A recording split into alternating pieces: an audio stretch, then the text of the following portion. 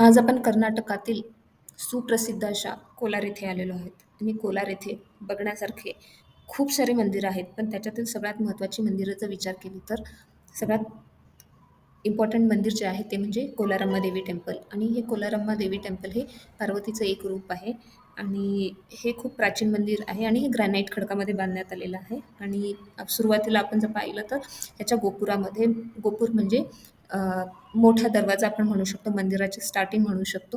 तर ह्या गोपुरावर खूप बारीक अशी नक्षी कोरलेली आहे आणि त्याच्यानंतर आपण पाहू शकतो की एक मोठा स्तंभ आहे, अ, ज्याच्यावर पण बारीक अशी नक्षी कोरलेली आहे.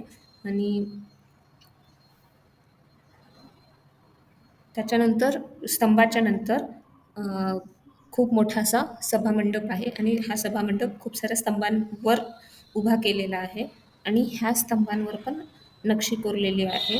आणि त्याच्यानंतर आपण पाहू शकतो की त्यात लोकांना अ, दर्शनासाठी मोठी दर्शन रांग बांधलेली आहे आणि हे जुनेच बांधकाम आहे. या दर्शन रांगाही खूप वर्षापूर्वी, शेकडो वर्षापूर्वी बांधल्या गेलेल्या आहेत.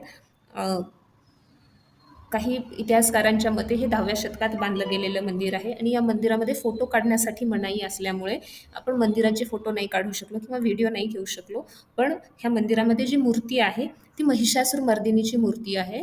महिषासुरमर्दिनी रूपामध्ये पार्वतीची पूजा केली जाते आणि इथले विंचवांचे वारूळ हे खूप प्रसिद्ध आहे आणि ह्या विंचवांच्या वारुळाची पूजा केली जाते.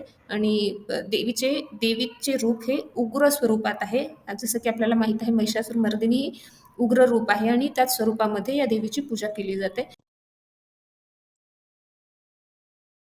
कोलाराम्मा देवी टेम्पलपासून 200 मीटर अंतरावर जे मंदिर आहे ते आहे सोमेश्वर मंदिर. सोमेश्वर मंदिर हे शिवाला डेडिकेटेड आहे आणि हे विजयनगर साम्राज्यामध्ये बांधलेले द्रविडियन स्टाईलचे टेम्पल आहे. मंदिराच्या महाद्वारावर खूप उंच असे गोपूर आहे आणि या गोपुरावर विविध पौराणिक कथांचे इंट्रिकेट डिझाईन बनवलेले आहेत. इंट्रिकेट नक्षी कोरलेली आहे. त्याच्यानंतर मंदिराला मंदिराच्या समोर मोठा स्तंभ आहे, जो द्रविडियन स्टाईल टेम्पलमध्ये आपल्याला पाहण्यास मिळतो. त्याच्यानंतर समोर गोपुरामधून समोर गेल्यानंतर डायरेक्टली आपल्याला मंदिराचे गर्भगृह दिसते. तर त्याच्या उजव्या आणि डाव्या बाजूला आपण पाहू शकतो की विविध स्तंभांनी बनलेले ओपन असे अ, मुखमंडप दोन्ही बाजूला आहे आणि प्रत्येक पिलरवर, प्रत्येक स्तंभावर ही बारीक अशी नक्षी कोरलेली आहे. अ, पुराणातल्या विविध कथा, विविध प्रसंग, विविध कॅरेक्टर्स, पात्रे यांच्या नक्षी या पिलरवर कोरलेल्या आपल्याला दिसतात. मंदिराच्या गर्भगृहाच्या उजव्या आणि डाव्या बाजूला दोन्ही साईडला हे खूप सारे पिलरनी बनलेले मुखमंडप आहे आणि त्याच्यानंतर मंदिरामध्ये, गर्भगृहामध्ये आपल्याला शिवलिंग दिसते आणि इथे महाशिवरात्रीला खूप मोठी पूजा केलेली पूजा केली जाते. खूप मोठ्या संख्येने लोक इथे या पूजेसाठी येतात आणि इथे वापरलेला जो दगड आहे तो ग्रॅनाइट दगड आहे.